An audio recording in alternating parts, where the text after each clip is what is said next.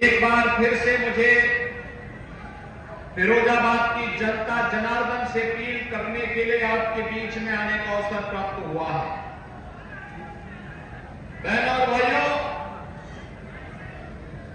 अब तक 2 चरणों में चुनाव संपन्न हुए हैं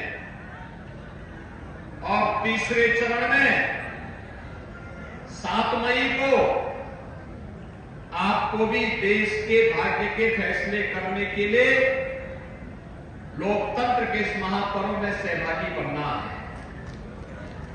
बहनों भाइयों, 2 चरणों के चुनाव के रुझान बताते हैं।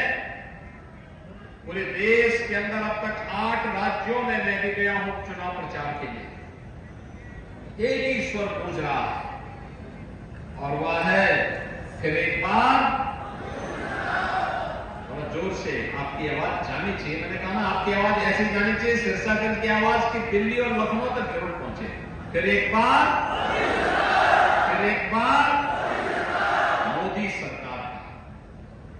पहले भाई, मोदी सरकार जनता जनार्दन लाने के लिए इतनी उतावली क्यों है? जो यहां पे प्रोफेसर एसपी सिंह बघेल ने कहा, बघेल जी ने यही बात कही कि भारत की जनता कृतज्ञता ज्ञापित करती है। मोदी जी के नेतृत्व में पिछले 10 वर्ष के अंदर जो भूतपूर्व कार्य हुआ है, देश के सम्मान के लिए, देश की सुरक्षा के लिए, आतंकवाद और नक्सलवाद के खात्मे के लिए, विकास के लिए, गरीब कल्याण के लिए, इन सब के प्रति कृतज्ञता ज्ञापित करने का काम हो रहा है। बहनों भाइयों, आज तो मैं आपसे कहने के लिए आया हूं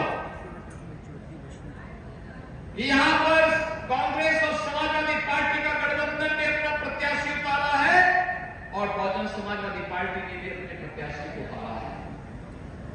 मैं केवल आपसे एक बात कहना चाहता हूं कि बहनों और भाइयों, विकास अपना महत्व रखता है। लोगों के जीवन में खुशहाली लाने के लिए गरीब कल्याणकारी योजना भी आवश्यक है, लेकिन इस सबसे बढ़कर के आपकी सरकार आपकी आस्था का सम्मान करे, ये पहली बार देखने को मिला है। क्या कांग्रेस के लोग, सपा या बसपा के लोग अयोध्या में राम मंदिर का निर्माण कर पाते क्या? और आज फिर चुनाव जैसे आते हैं, ये लोग फिर आकर के बड़ी बड़ी घोषणाएं करते हुए दिखाई देते हैं। बहनों भाइयों, ये नए भारत में पहली बार हो रहा है 80 करोड़ लोग फ्री में राशन की सुविधा का लाभ प्राप्त कर रहे हैं। बहनों भाइयों, 60 करोड़ लोगों को 5 लाख रुपए की स्वास्थ्य बीमा का कवर मिल रहा है। कांग्रेस के समय में और सपा के समय में सेंधमारी होती थी योजनाओं में, आज तो मोदी जी ने जनधन अकाउंट खोल दिए। अब पैसा सीधे लखनऊ या दिल्ली से लाभार्थी के खाते में आता है, बीच में कोई मीडिएटर नहीं होता है। किसान को किसान सम्मान निधि, 12 करोड़ किसान सम्मान निधि का लाभ प्राप्त कर रहा है। 12 करोड़ गरीबों के घर में शौचालय बन गए। 10 करोड़ गरीबों को एलपीजी का कनेक्शन मिल गया है।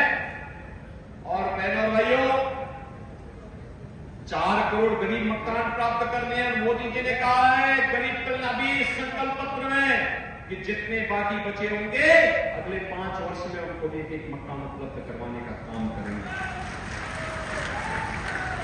ये जितना काम मोदी जी ने किया है, क्या चेहरा देख करके दिया है क्या? न किसी की जाति पूछी गई, न किसी का मत पूछा गया, न किसी का मजहब पूछा गया। मोदी जी ने तो सबका साथ और सबके विकास की भावना के साथ पूरे देश के अंदर समान रूप से पूरे देश का विकास किया है। और बहनों भाइयों, इसीलिए आज मैं आपसे कहने के लिए आया हूं, मोदी जी के नेतृत्व में जो नया भारत है, इस नए भारत को अब आत्मनिर्भर और विकसित भारत के रूप में स्थापित करना है। आत्मनिर्भर और विकसित भारत का मतलब आप में से हर व्यक्ति के चेहरे पर खुशहाली, हर नौजवान के हाथ को कार्य, हर किसान को आत्मनिर्भर बनाना, हर हस्तशिल्प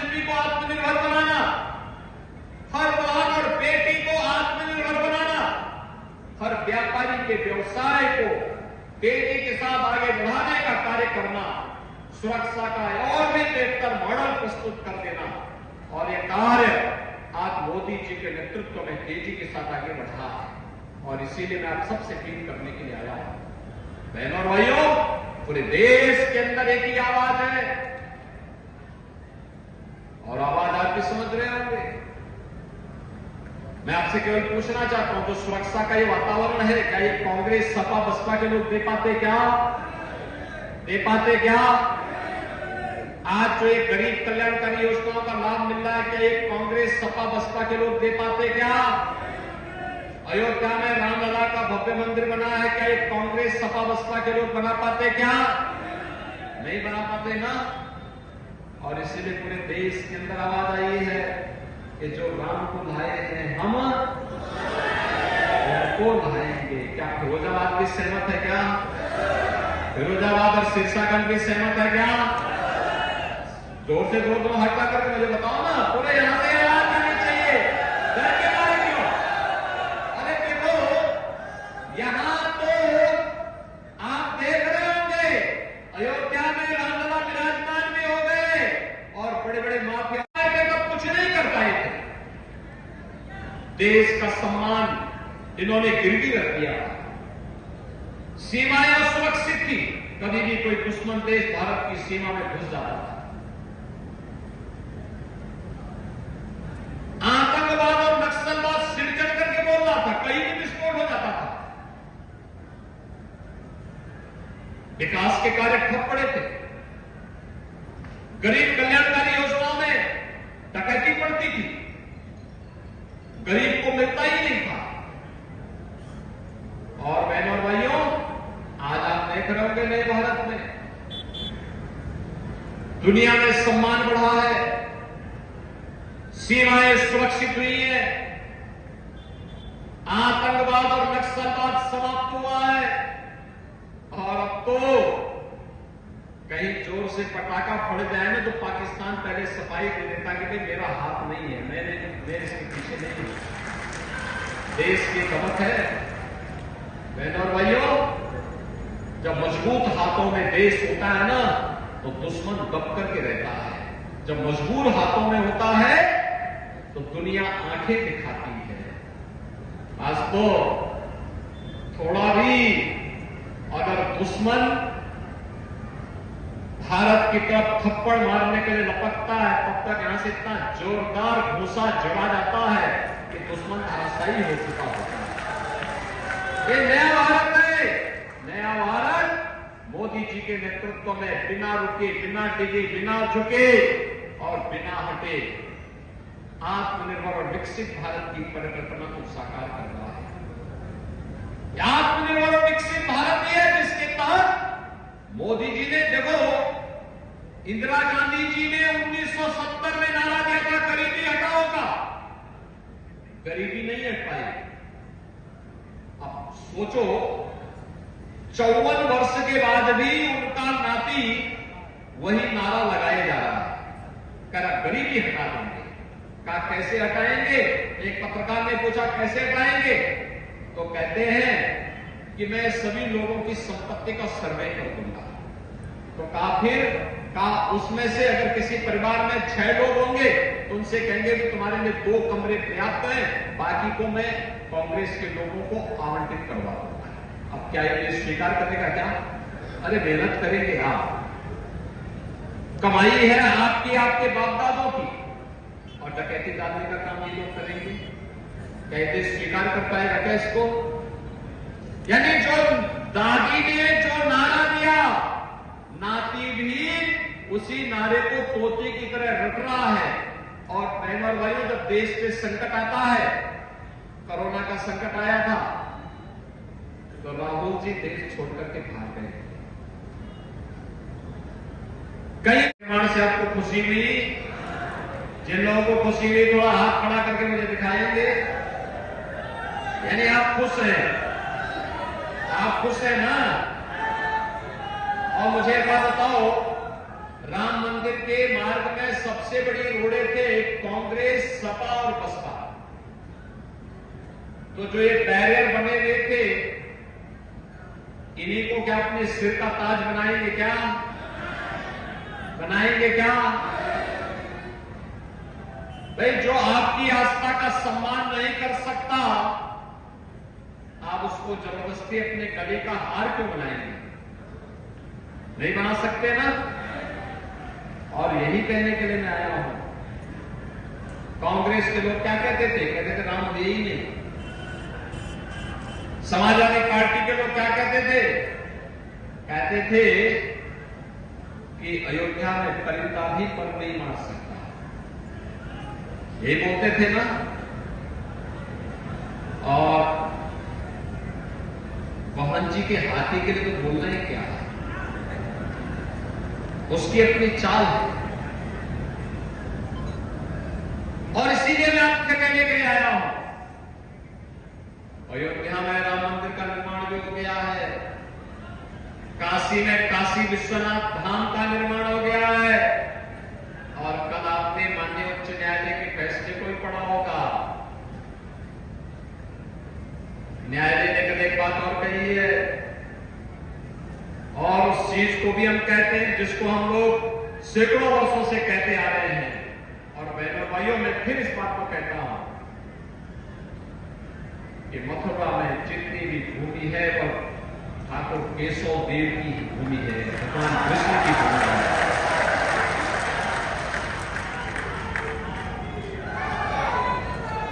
बहनों और भाइयों,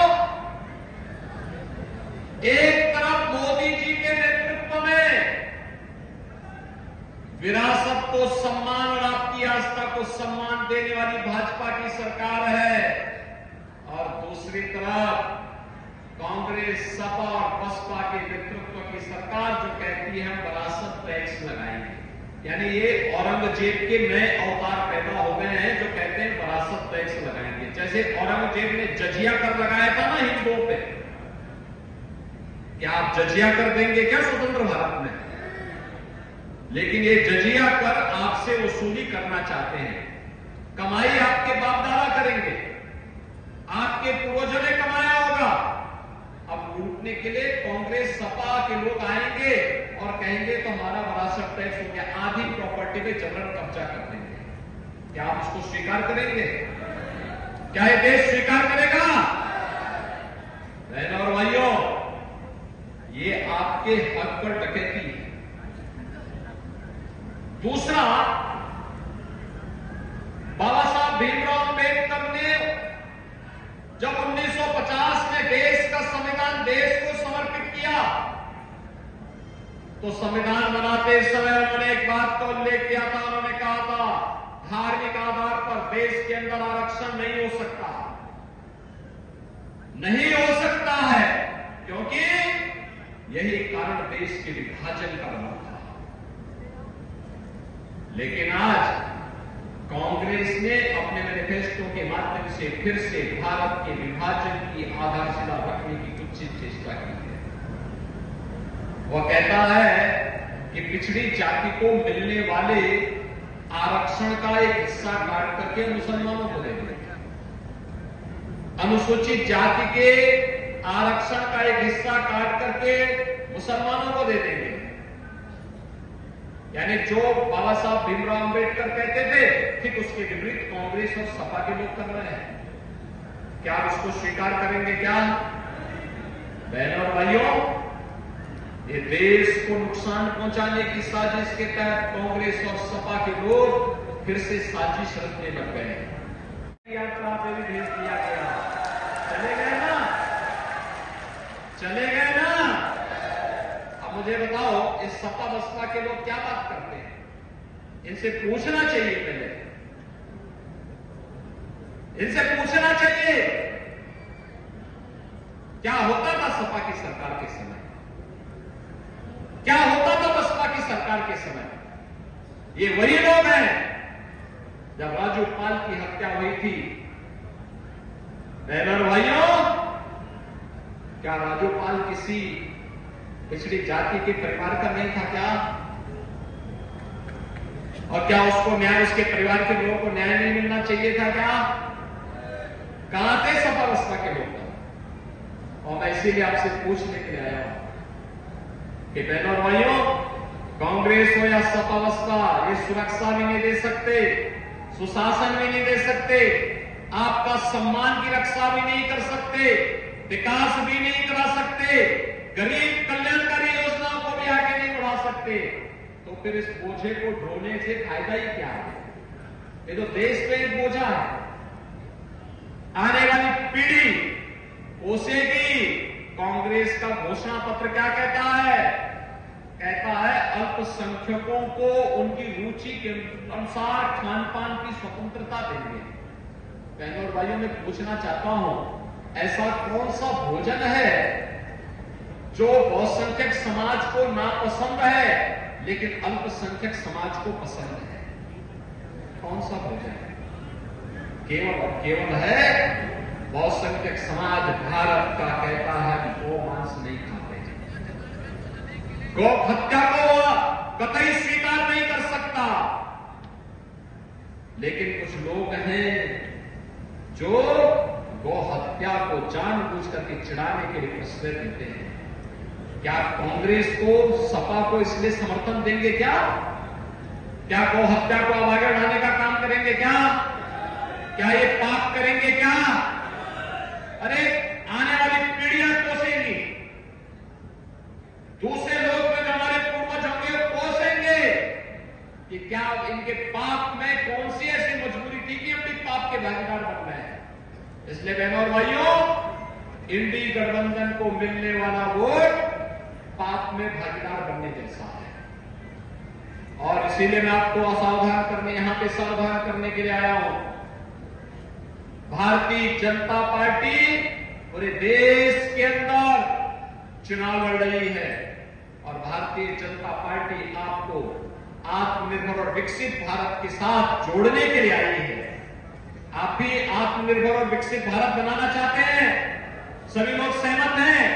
हमारा देश विकसित भारत होना चाहिए ना? हमारा सुरक्षित देश होना चाहिए ना? तो इसके लिए मोदी जी को तीसरा कार्यकाल देना होगा और मोदी जी को तीसरा कार्यकाल देने के लिए ठाकुर विश्वजीत सिंह को फिरोजाबाद की सीट पर चुनाव जिता करके भेजना होगा। सहमत है? सहमत है? जिता करके भेजेंगे। सिरसागंज जिताएगा, घर घर जाएंगे। 7 मई को चुनाव है और 4 जून को परिणाम आना है। बहनों और भाइयों, घर घर जाकर के मोदी जी का प्रतिनिधि बनकर के, योगी जी का भी प्रतिनिधि बनकर के, ठाकुर विश्वजीत सिंह जी स्वयं बन करके कमल छाप पर वोट लोगों को गिराने के लिए बोलेंगे ना? बोलेंगे? पक्की गारंटी है? तो मैं आप पर विश्वास करते हुए भाजपा के प्रत्याशी को, फिरोजाबाद की जनता को समर्पित करते हुए आपको आश्वस्त करता हूं, आपकी सुरक्षा, आपका विकास और गरीब कल्याणकारी योजनाओं को वैसे ही हम एक नई और ऊंचाई पर पहुंचाएंगे जैसे फिरोजाबाद के ग्लास के उद्योग को हमने वैश्विक मान्यता दिलवाने में सफलता प्राप्त की है। बहनों और भाइयों, आज फिरोजाबाद ग्लास के इस कार्य के माध्यम से दुनिया के अंदर जाना जा रहा है और इसीलिए मैं आपके पास आया हूं आपसे कहने के लिए 7 मई को कमल चुनाव चिन्ह पर ठाकुर विश्वजीत सिंह जी को भारी बहुमत से विजयी बनाने की अपील करते हुए अपनी वाणी को देता हूं विराम। मेरे साथ बोलेंगे भारत माता।